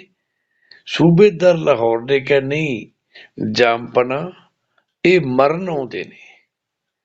ਉਹਨੇ ਕਿਹਾ ਬਸ ਫਿਰ ਉਹ ਦਿਨ ਦੂਰ ਨਹੀਂ ਜਦੋਂ ਇਹ ਪੰਜਾਬ ਦੇ ਉੱਤੇ ਕਾਬਜ ਨਾ ਹੋ ਜਾਣਗੇ। ਜਿਹੜਾ ਮਰ ਮਿਟਣ ਲਈ ਲੜਦਾ ਹੈ ਉਹ ਕਿਸੇ ਨਾ ਕਿਸੇ ਦਿਨ ਤਖਤ ਵੀ ਹਾਸਲ ਕਰਦਾ ਹੈ, ਕਿਉਂਕਿ ਮੈਂ ਇਸ ਚੀਜ਼ ਤੋਂ ਵਾਕਫ ਹਾਂ ਤੇ ਇਹ ਬਹੁਤ ਛੇਤੀ ਤੇਰੇ ਤਖਤ ਨੂੰ ਹੱਥ ਪਾ ਲੈਣਗੇ। ਜਿਹੜੇ ਮਰਨ ਆਉਂਦੇ ਨੇ ਲੜਨ ਨਹੀਂ, ਮਰਨ ਆਉਂਦੇ ਨੇ। ਤੇ ਖਾਲਸਾ ਮਰਨ ਤੱਕ ਜਾਂਦਾ ਹੈ ਤੇ ਕਿਤੇ ਉਹਨੂੰ ਧਰਮ ਯੁੱਧ ਦਾ ਯੁੱਧ ਆ ਜਾਂਦਾ ਹੈ, ਉਹ ਕਹਿੰਦਾ ਮੇਰਾ ਜੀਵਨ ਲੇਖੇ ਲੱਗ ਜਾਏ। ਫੌਜ ਦੇ ਆ ਕੇ ਜਲਾਲਦੀਨ ਨੇ ਇਹਨਾਂ ਦੋ ਸਿੰਘਾਂ ਨੂੰ ਘੇਰ ਲਿਆ। ਹੱਥ ਵਿੱਚ ਦੋਵਾਂ ਦੇ ਕੋਲ ਇੱਕ ਸੋਟਾ ਸੀ। ਬੜਾ ਉੱਚਾ ਜਿਗਰਾ ਕਰਕੇ ਬੋਤਾ ਸਿੰਘ ਨੇ ਕਿਹਾ, ਖਾਨ ਸਾਹਿਬ ਇੱਕੋ ਮਰਦਾਂ ਵਾਲੀ ਗੱਲ ਹੈ, ਅਸੀਂ ਦੋ ਨਿਹੱਥੇ ਬੰਦੇ ਤੇ ਤੁਹਾਡੀ ਸਾਰੀ ਫੌਜ ਨੇ ਸਾਨੂੰ ਘੇਰਾ ਪਾ ਲਿਆ। ਜੇ ਦਮ ਹੈ ਤੁਹਾਡੇ 'ਚ ਤੇ ਅਸੀਂ 2 ਜਣੇ ਆ, ਭਾਵੇਂ 4 ਬੰਦੇ ਸਾਡੇ ਨਾਲ ਵਿੱਚੋਂ ਕੱਢ ਤੇ 4 ਬੰਦਿਆਂ ਨਾਲ ਸਾਡਾ ਸਿੱਧਾ ਮੁਕਾਬਲਾ ਕਰੋ ਤੇ ਸਾਡੇ ਵਾਲੇ ਹਥਿਆਰ ਉਹਨਾਂ ਕੋਲ ਹੋਣ। ਜਲਾਲਦੀਨ ਬੜਾ ਖੁਸ਼ ਹੋਇਆ। ਉਹਨੇ ਕਿਹਾ ਵੀ ਇਹ 2 ਬੰਦੇ ਚੀਜ਼ ਕੀ ਨੇ। ਉਹਨੇ ਆਪਦੇ 94 5 ਜਵਾਨਾਂ ਨੂੰ ਕਿਹਾ ਘੋੜੇ ਤੋਂ ਛਲਾਂਗ ਲਾਓ ਤੇ ਸੋਟੇ ਫੜ ਕੇ ਇਹਨਾਂ ਦੇ ਸਿਰ ਫੇਰਿਓ। 5 ਬੰਦੇ ਆ ਕੇ ਜਦੋਂ ਬੋਤਾ ਸਿੰਘ ਗਰਚਾ ਸਿੰਘ ਨਾਲ ਲੜਨਾ ਸ਼ੁਰੂ ਕੀਤੇ, ਉਧਰੋਂ ਅਦਰੀ ਜਦੋਂ ਨੇਜੇ ਕੋ ਚੱਲੇ, ਡਾਂਗਾਂ ਚੱਲੀਆਂ ਤੇ ਬੜੇ ਜ਼ੋਰ ਨਾਲ ਲੜ ਕੇ ਸਿੰਘਾਂ ਨੇ 5 ਦੇ 5 ਨੂੰ ਜਾਨ ਤੋਂ ਖਾਲੀ ਕਰ ਦਿੱਤਾ। 5 ਜ਼ਮੀਨ ਤੇ ਲੇਟ ਗਏ, 5 ਮਾਰ ਦਿੱਤੇ ਗਏ। ਬੜਾ ਗੁੱਸਾ ਆਇਆ ਜਲਾਲਦੀਨ ਨੂੰ। ਉਹਨੇ ਹੁਕਮ ਦਿੱਤਾ ਕਿ ਹੁਣ 10 ਬੰਦੇ ਪੈ ਜਾਓ ਇਹਨਾਂ ਨੂੰ। 10 ਬੰਦੇ ਫੇਰ ਪੈ ਗਏ। ਬੜਾ ਤਗੜਾ ਸੋਟਿਆਂ ਨਾਲ ਦਵੰਦ ਯੁੱਧ ਹੋਇਆ। 10 ਵਿੱਚੋਂ 4 ਮਾਰੇ ਗਏ, 6 ਇੰਨੇ ਕੁ ਫੱਟੜ ਹੋ ਗਏ ਕਿ ਉਹ ਲੜਨ ਜੋਗੇ ਨਾ ਰਹੇ, ਨਕਾਰਾ ਹੋ ਗਏ। ਗੁੱਸੇ ਚ ਆਏ ਜਲਾਲਦੀਨ ਨੇ ਬਾਕੀ ਵਿਰੋਧੀ ਫੌਜ ਨੂੰ ਕਿਹਾ ਸਾਰੇ ਟੁੱਟ ਕੇ ਪੈ ਜਾਓ ਇਹਨਾਂ ਨੂੰ। ਬਾਕੀ ਰਹਿੰਦੀ ਫੌਜ ਨੇ ਘੋੜਿਆਂ ਸਮੇਤ ਇਹਨਾਂ 2 ਸਿੰਘਾਂ ਉੱਤੇ ਬੜਾ ਜ਼ੋਰਦਾਰ ਹਮਲਾ ਕੀਤਾ। ਫੌਜ ਦੇ ਹੱਥ ਵਿੱਚ ਨੇਜੇ ਸਨ, ਤਲਵਾਰਾਂ ਸਨ, ਬਰਛੇ ਸਨ। ਇਹ ਸਿੰਘਾਂ ਦੇ ਕੋਲ 2 ਸੋਟੇ। ਉਹਨਾਂ 2 ਸੋਟਿਆਂ ਨੂੰ ਗੱਤਕੇ ਦੀ ਤਰ੍ਹਾਂ ਘੁਮਾ ਘੁਮਾ ਕੇ ਸਿੰਘ ਲੜਦੇ ਰਹੇ, ਉਹ ਵਾਰ ਕਰਦੇ ਰਹੇ। ਉਸ ਫੌਜ ਦੇ ਜਿਹੜੀ ਹਥਿਆਰਬੰਦ ਫੌਜ ਸੀ ਉਹਨਾਂ ਵਿੱਚੋਂ ਵੀ ਬਹੁਤ ਸਾਰੇ ਫੱਟੜ ਹੋਏ। ਕਈਆਂ ਨੂੰ ਘੋੜਿਆਂ ਤੋਂ ਸਿੰਘਾਂ ਨੇ ਥੱਲੇ ਵੀ ਸੁੱਟਿਆ, ਕਈਆਂ ਦੇ ਸਿਰ ਪਾਟੇ, ਕਈਆਂ ਨੂੰ ਅੱਖ ਨੂੰ ਸੱਟ ਲੱਗੀ। ਲੇਕਿਨ ਅੰਤ ਨੂੰ ਨਿਹੱਥਿਆਂ ਦਾ ਸ਼ਸਤਰਧਾਰੀਆਂ ਨਾਲ ਕੋਈ ਮੁਕਾਬਲਾ ਤਾਂ ਨਹੀਂ ਨਾ ਬਣਦਾ। ਅੰਤ ਨੂੰ ਇਹਨਾਂ ਨੂੰ ਟੁਕੜੇ ਟੁਕੜੇ ਕਰਕੇ ਫੌਜ ਨੇ ਸ਼ਹੀਦ ਕਰ ਦਿੱਤਾ। ਤਾਂ ਇਹ ਯੋਧੇ ਜਿਹੜੇ ਸੀ ਜਿਨ੍ਹਾਂ ਨੂੰ ਇੱਕ ਤਾਹਨਾ ਵੱਜਾ ਸੀ, ਆਦਿ ਨੇ ਬੋਲੀ ਕਾਜ ਵਿਗਾੜਿਆ ਸਨਮੂਲੀ ਪੱਤਾ ਈ। ਪੱਤੇ ਨੂੰ ਕਿਸੇ ਨੂੰ ਮਸ਼ਕਰੀ ਕੀਤੀ ਤੇ ਐਸੀ ਬੋਲੀ ਵੱਜੀ, ਉਹ ਪੱਤੇ ਨੂੰ ਖਿੱਚਣ ਕੇ ਪੱਟਿਆ ਕਿਸੇ ਨੇ, ਸਣੇ ਮੂਲੀ ਜੜ੍ਹਾਂ ਤੋਂ ਨਿਕਲ ਗਈ। ਬੋਲੀ ਕਾਜ ਵਿਗਾੜਿਆ ਸਨਮੂਲੀ ਪੱਤਾ ਈ। ਪੱਤੇ ਨੇ ਉਹਦੀ ਮੂਲੀ ਨੂੰ ਵੀ ਜੜ੍ਹਾਂ ਤੋਂ ਪਟਾ ਲਿਆ ਕਿਸੇ ਨੂੰ ਬੋਲੀ ਮਾਰ ਕੇ। ਤਾਂ ਉਹ ਗੱਲ ਸੀ ਕਿ ਇਹ ਯੋਧੇ ਉਸ ਬੋਲੀ ਨੂੰ ਬਰਦਾਸ਼ਤ ਨਾ ਕਰ ਸਕੇ, ਕਿਉਂਕਿ ਖਾਲਸੇ ਦੀ ਸਾਜਨਾ ਗੁਰੂ ਗੋਬਿੰਦ ਸਿੰਘ ਜੀ ਮਹਾਰਾਜ ਨੇ ਕੀਤੀ ਸੀ। ਤੇ ਉਸ ਸਾਜਨਾ ਸਿਰਜਣਾ ਦੇ ਵਿੱਚ ਉਸ ਖਾਲਸੇ ਦੇ ਜਿਹੜਾ ਮਹਿਲ ਉਸਾਰਿਆ ਗਿਆ ਸੀ, ਉਹਦੇ ਚ ਗੁਰੂ ਗੋਬਿੰਦ ਸਿੰਘ ਮਹਾਰਾਜ ਜੀ ਦੇ 2 ਛੋਟੇ ਸਾਹਿਬਜ਼ਾਦਿਆਂ ਨੇ ਆਪਦਾ ਪਵਿੱਤਰ ਖੂਨ ਨੀਹਾਂ ਦੇ ਵਿੱਚ ਪਾਇਆ ਸੀ। ਵੱਡੇ ਸਾਹਿਬਜ਼ਾਦਿਆਂ ਦਾ ਖੂਨ ਉਹ ਗਾਰਾ ਬਣ ਕੇ ਉਸ ਮਹਿਲ ਦੀ ਉਸਾਰੀ ਦੇ ਵਿੱਚ ਕੰਮ ਆਇਆ। ਤੇ ਜੋੜੀ ਨੀਹਾਂ 'ਚ ਸ਼ਹੀਦ ਹੋਈ, ਜੋੜੀ ਲੜਕੀ ਸ਼ਹੀਦ ਹੋਈ। ਜੋੜੀ ਸੀ ਭਾਈ ਸ਼ਹਿਬਾਜ਼ ਸਿੰਘ ਤੇ ਸ਼ਬੇਗ ਸਿੰਘ, ਤੇ ਅੱਜ ਜੋੜੀ ਸੀ ਬਾਬਾ ਬੋਤਾ ਸਿੰਘ ਤੇ ਬਾਬਾ ਗਰਜਾ ਸਿੰਘ, ਇਹ ਵੀ ਸ਼ਹੀਦ ਹੋਈ। ਗੁਰੂ ਗੋਬਿੰਦ ਸਿੰਘ ਜੀ ਮਹਾਰਾਜ ਜੀ ਨੇ ਆਪਦਾ ਪਰਿਵਾਰ ਵੀ ਜੋੜੀ ਜੋੜੀ ਹੋ ਕੇ ਉਹਨਾਂ ਦਾ ਪਰਿਵਾਰ ਉਸ ਸ਼ਹਾਦਤ ਦਾ ਜਾਮ ਛਕਿਆ। 2 ਮਾਤਾਵਾਂ ਇੱਕ ਜੋੜੀ ਬਣ ਕੇ ਉਹ ਵੱਖਰੀਆਂ ਹੋਈਆਂ। 2 ਸਾਹਿਬਜ਼ਾਦੇ ਵੱਡਿਆਂ ਦੀ ਜੋੜੀ ਗੁਰੂ ਗੋਬਿੰਦ ਸਿੰਘ ਜੀ ਮਹਾਰਾਜ ਨਾਲ ਆਈ। 2 ਛੋਟੇ ਸਾਹਿਬਜ਼ਾਦਿਆਂ ਦੀ ਜੋੜੀ ਬਿਰਧ ਮਾਤਾ ਗੁਜਰੀ ਜੀ ਦੇ ਨਾਲ ਗਈ। ਤਾਂ ਕਹਿੰਦੇ ਨੇ ਸੀਤਲ ਜੀ ਨੇ ਲਿਖਿਆ ਸੀ, ਜੋੜੀ ਜੋੜੀ ਹੋ ਗਿਆ ਪਰਿਵਾਰ ਬਥੇਰਾ, ਹੱਸ ਬੋਲੇ ਗੁਰੂ ਗੋਬਿੰਦ ਸਿੰਘ ਵਾਹ ਭਾਣਾ ਤੇਰਾ। ਤਾਂ ਗੁਰੂ ਗੋਬਿੰਦ ਸਿੰਘ ਜੀ ਨੇ ਜੋੜੀਆਂ ਨੂੰ ਜੋ ਬਖਸ਼ਿਸ਼ਾਂ ਕੀਤੀਆਂ ਆਪਦੀ ਮਿਹਰ ਨਾਲ, ਉਹ ਬੜੀਆਂ ਵੱਡਮੁੱਲੀਆਂ ਬਖਸ਼ਿਸ਼ਾਂ ਸਨ। ਅੱਜ ਇਹ ਬਾਬਾ ਬੋਤਾ ਸਿੰਘ, ਬਾਬਾ ਗਰਜਾ ਸਿੰਘ, ਜੋ ਕਿ ਇੱਕ ਕਿਸਾਨ ਸੀ, ਇੱਕ ਮਜ਼ਦੂਰ ਸੀ, ਤੇ ਅੱਜ ਇਹਨਾਂ ਦੋਵਾਂ ਕਿਸਾਨ ਤੇ ਮਜ਼ਦੂਰ ਏਕਤਾ ਨੇ ਸਰਕਾਰ ਦਾ ਰਸਤਾ ਰੋਕਿਆ। ਸਰਕਾਰ ਨੂੰ ਟੈਕਸ ਲਾਇਆ, ਸਰਕਾਰ ਦੇ ਅਹਿਲਕਾਰਾਂ ਦਾ ਮੁਕਾਬਲਾ ਕੀਤਾ ਤੇ ਸ਼ਹਾਦਤ ਦਾ ਬਾਟਾ ਛਕਿਆ। ਦੋਵੇਂ ਸਿੰਘ ਸ਼ਹੀਦ ਹੋ ਗਏ, ਆਪਦੀ ਪੁਗਾ ਗਏ ਤੇ ਉਹਨਾਂ ਦੀ ਜਿਹੜੀ ਜੰਗ ਸੀ, ਜਲਾਲਦੀਨ ਨੇ ਜਦੋਂ ਜਾ ਕੇ ਖਾਨ ਬਹਾਦਰ ਜ਼ਕਰੀਆ ਖਾਨ ਨੂੰ ਦੱਸਿਆ, ਉਹ ਹੈਰਾਨ ਹੋ ਗਿਆ। ਕਹਿੰਦਾ 2 ਬੰਦੇ ਤੇ ਤੇਰੇ ਘੋੜਸਵਾਰ ਸ਼ਸਤਰਧਾਰੀ ਫੌਜੀਆਂ ਦੇ ਨਾਲ ਮੁਕਾਬਲਾ ਕਰਦੇ ਰਹੇ, ਮੰਨਣਯੋਗ ਗੱਲ ਨਹੀਂ। ਉਹ ਕਹਿੰਦਾ ਕਿ ਉਹਨਾਂ ਨੇ ਆਪਦੀਆਂ ਕੰਧਾਂ ਜੋੜ ਲਈਆਂ ਤੇ ਕੰਧਾਂ ਜੋੜ ਕੇ ਜਿਹੜੇ ਉਹਨਾਂ ਕੋਲ ਸੋਟੇ ਸੀ ਨਾ, ਉਹ ਗੱਤਕੇ ਦੀ ਤਰੀਕੇ ਨਾਲ ਉਹ ਇਸ ਤਰ੍ਹਾਂ ਘੁਮਾਉਂਦੇ ਰਹੇ, ਕੰਧ ਨਾਲ ਕੰਧ ਉਹਨਾਂ ਟੁੱਟਣ ਨਹੀਂ ਦਿੱਤੀ, ਜੋੜੀ ਰੱਖੀ। ਕੰਧ ਵਾਲੇ ਪਾਸਿਓਂ ਵਾਰ ਹੋ ਨਹੀਂ ਸਕਦਾ ਸੀ, ਅਗਲੇ ਪਾਸਿਓਂ ਉਹ ਸੋਟਾ ਡੰਡਾ ਘੁਮਾਉਂਦੇ ਸੀ। ਸਾਡੇ ਬੰਦੇ ਅਗਾਂਹ ਵੱਧਦੇ ਸੀ ਤੇ ਉਹਨਾਂ ਨੂੰ ਡੰਡਾ ਮਾਰਦੇ ਸੀ। ਕੰਧਾਂ ਉਹਨਾਂ ਦੇ ਨਾਲ ਜੁੜੀਆਂ ਹੋਈਆਂ ਸੀ, ਉਹਨਾਂ ਉੱਤੇ ਵਾਰ ਕਰਨਾ ਬੜਾ ਔਖਾ ਸੀ, ਇਸ ਕਰਕੇ ਸਾਨੂੰ ਕਈ ਘੰਟੇ ਉਹਨਾਂ ਨਾਲ ਲੜਨਾ ਪਿਆ। ਤਾਂ ਉਹਨਾਂ ਨੇ ਹੱਥੀਆਂ ਯੋਧਿਆਂ ਨੇ ਕੰਧਾਂ ਜੋੜ ਕੇ ਉਹ ਫੌਜ ਦਾ ਮੁਕਾਬਲਾ ਕੀਤਾ ਤੇ ਜੰਗ ਜਿੱਤ ਲਈ, ਸ਼ਹਾਦਤ ਪਾ ਕੇ। ਭਾਵੇਂ ਜ਼ਿੰਦਗੀ ਚਲੀ ਗਈ ਲੇਕਿਨ ਯੋਧੇ ਜਿੱਤ ਗਏ।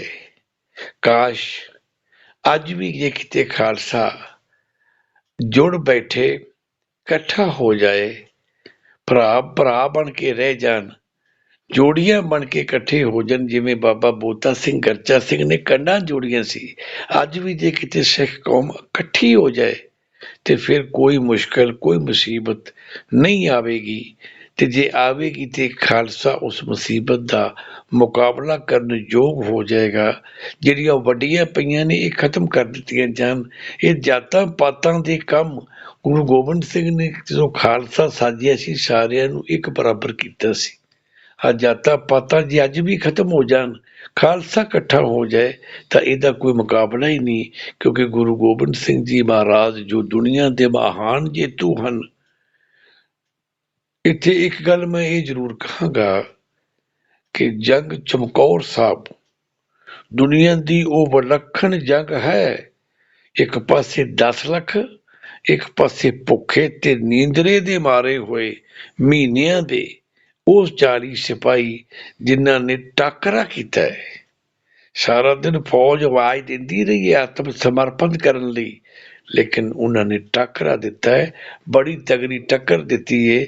ਜਿਹੜੇ ਤਗੜੇ ਤਗੜੇ ਜਰਨੈਲ ਪੌੜੀਆਂ ਲਾ ਕੇ ਚੜ੍ਹਨ ਲੱਗੇ ਸੀ ਨਾ ਮਲੇਰਕੋਟਲੀਏ, ਜਿਨ੍ਹਾਂ ਨੇ ਵਜ਼ੀਰ ਖਾਨ ਨਵਾਬ ਨੂੰ ਕਿਹਾ ਸੀ ਇਹ ਗੁਰੂ ਸਣੇ ਘੋੜਾ ਚੁੱਕ ਕੇ ਲਿਆ ਸਕਦੇ ਅਸੀਂ। ਉਹਨੇ ਜਦੋਂ ਵਗਾਰਿਆ ਨਾ ਮਲੇਰਕੋਟਲੀਏ ਨੂੰ ਵੀ ਤੁਸੀਂ ਆਹ ਗੱਲ ਕਹੀ ਸੀ ਤੇ ਲਿਆਓ ਹੁਣ, ਤੇ ਜਦੋਂ ਗਾਂਹ ਵਧੇ ਨਾ ਤੇ ਗੁਰੂ ਗੋਬਿੰਦ ਸਿੰਘ ਨੇ ਉਹਦੇ ਜਿਹੜੇ ਜੰਗੀ ਕਰਤੱਵ ਵਿਖਾਏ, ਨਾਰ ਖਾਂ ਤੇ ਗਣੀ ਖਾਂ ਦੋਵੇਂ ਤੀਰ ਖਾ ਕੇ ਮਰੇ। ਔਰ ਉਸ ਜੰਗ ਦਾ ਜੋ ਇਸ ਤਰ੍ਹਾਂ ਦਾ ਉਹਦਾ ਤਰੀਕਾ ਸੀ, ਉਹ ਦੁਨੀਆ ਦੇ ਵਿੱਚ ਬੇਮਿਸਾਲ ਹੋਇਆ ਤੇ 40 ਸਿੰਘਾਂ ਨੇ 10 ਲੱਖ ਦਾ ਡਟ ਕੇ ਮੁਕਾਬਲਾ ਕੀਤਾ ਤੇ ਮੂੰਹ ਪਵਾ ਦਿੱਤੇ। ਔਰ ਉਸ ਵੇਲੇ ਦੀ ਜਿਹੜੀ ਜੰਗ ਨੀਤੀ ਗੁਰੂ ਗੋਬਿੰਦ ਸਿੰਘ ਜੀ ਮਹਾਰਾਜ ਨੇ ਚਲਾਈ ਕੱਚੀ ਗੜੀ 'ਚ, ਉਹ ਆਪਣੀ ਮਿਸਾਲ ਆਪ ਹੈ।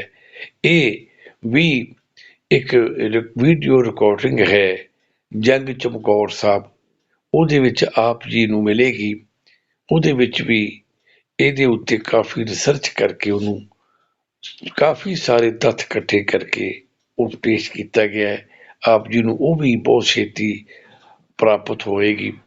ਤੇ ਇਹ ਬਾਬਾ ਬੋਤਾ ਸਿੰਘ ਗਰਚਾ ਸਿੰਘ ਦੀ ਸ਼ਹਾਦਤ, ਜੋ ਇੱਕ ਮਹਾਨ ਸ਼ਹਾਦਤ ਸੀ 2 ਸਿੰਘਾਂ ਦੀ, ਲਾਹੌਰ ਤੋਂ ਫੌਜ ਦਾ ਆਉਣਾ ਤੇ ਫਿਰ ਫੌਜ ਦਾ ਟਾਕਰਾ ਕਰਕੇ ਸ਼ਹਾਦਤ ਦਾ ਬਾਟਾ ਛਕਣਾ ਤੇ ਖਾਲਸੇ ਦੇ ਬੋਲਬਾਲੇ ਤੇ ਜੈਕਾਰੇ ਛੱਡਣੇ ਤੇ ਖਾਲਸੇ ਦੀ ਸ਼ਾਨ ਸ਼ਹਾਦਤ ਦੇ ਕੇ ਬਣਾਉਣੀ, ਇਹ ਵੀ ਇੱਕ ਵਿਲੱਖਣ ਗੱਲ ਸੀ ਜਿਹੜੀ ਕਿ ਆਮ ਬਹੁਤ ਘੱਟ ਪ੍ਰਚਾਰੀ ਗਈ ਹੈ। ਦਾਸ ਵੱਲੋਂ ਨਿਮਾਣੀ ਜੈ ਵੱਲੋਂ ਇਹ ਕੋਸ਼ਿਸ਼ ਸੀ ਕਿ ਆਪ ਜੀ ਪਾਸੇ ਪਹੁੰਚਾਈ ਜਾਵੇ।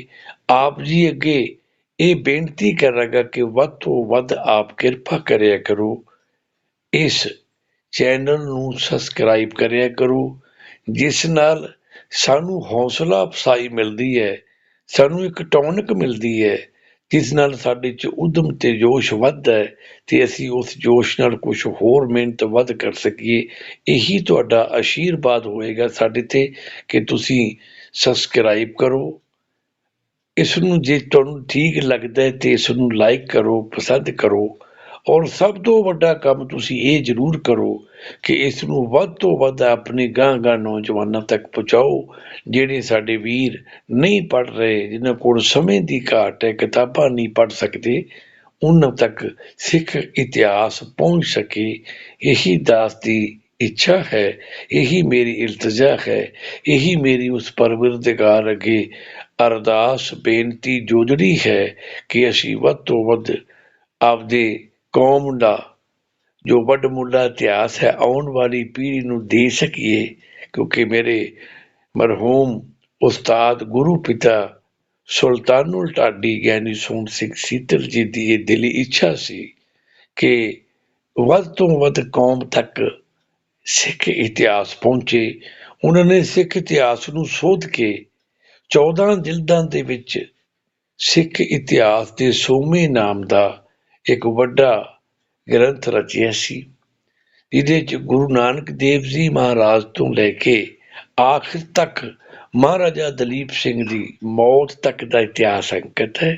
ਸਾਰਾ ਸਿੱਖ ਇਤਿਹਾਸ ਉਹਦੇ ਵਿੱਚ ਉਹਨਾਂ ਨੇ ਯਤਨ ਕੀਤਾ ਸੀ। ਉਹੀ ਚੀਜ਼ਾਂ ਅੱਗੇ ਅਸੀਂ ਉਹਨਾਂ ਦੇ ਕਿਉਂਕਿ ਸ਼ਾਗਿਰਦ ਆ, ਸਾਡੀ ਜ਼ਿੰਮੇਵਾਰੀਆਂ ਲਾ ਕੇ ਗਏ ਕਿ ਤੁਸੀਂ ਵੱਧ ਤੋਂ ਵੱਧ ਪ੍ਰਚਾਰ ਕਰੋ। ਅੱਜ ਕਿਉਂਕਿ ਕੰਪਿਊਟਰ ਦਾ ਯੁੱਗ ਆਇਆ ਹੈ, ਇਹਦੇ ਵਿੱਚ ਪ੍ਰਚਾਰ ਕੁਛ ਹੋਰ ਵੀ ਸੌਖਾ ਹੋ ਗਿਆ ਤੇ ਸਾਡੀ ਇਹ ਕੋਸ਼ਿਸ਼ ਹੈ, ਬਹੁਤ ਸਾਰੇ ਸਾਡੇ ਸਤਿਕਾਰਯੋਗ ਪ੍ਰਚਾਰਕ ਹੋਰ ਵੀ ਇਹ ਸੇਵਾ ਨਿਭਾ ਰਹੇ ਹਨ, ਉਹ ਸਾਰੇ ਹੀ ਮੇਰੇ ਤੋਂ ਸਿਆਣੇ ਨੇ। ਉਹ ਸਾਰਿਆਂ ਦੀ ਇਹੀ ਸਾਡੀ ਸੇਵਾ ਹੈ ਕਿ ਅਸੀਂ ਵੱਧ ਤੋਂ ਵੱਧ ਆਪਦੀ ਕੌਮ ਨੂੰ ਇਤਿਹਾਸ ਤੋਂ ਜਾਣੂ ਕਰਾ ਸਕੀਏ। ਇਸ ਤੇ ਹੀ ਸਮਾਪਤੀ ਹੈ।